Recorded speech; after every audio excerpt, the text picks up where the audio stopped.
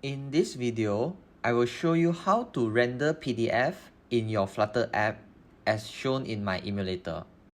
To achieve this, we will be using this advanced PDF viewer fork package, which you can find in pub.dev. Now add these package dependencies into your Flutter project.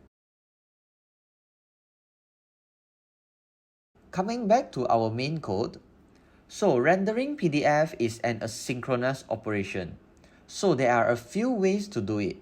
In this tutorial, I will be using Future Builder widget. In Future Builder widget, we have a builder method and a future method. Builder method will use to build the widget, while future method will be executing the asynchronous operation. So in the future method, we will get the PDF document. This package allows you to load PDF through assets, file, or URL. Here I will be using URL.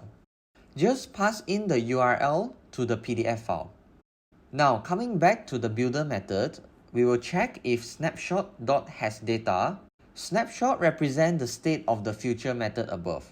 So if the above future method completes and returns data, we will render the PDF document using PDF viewer widget. This widget comes from the package.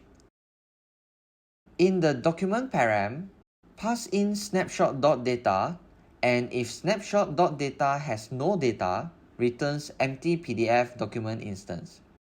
Now we have completed implementation of PDF viewer in Flutter. Let's try it out in the emulator. When I hot restart the app, the PDF is rendered in my Flutter app.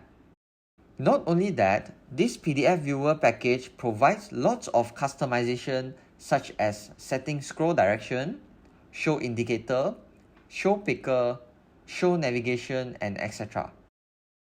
In conclusion, this is how you render PDF in your Flutter app.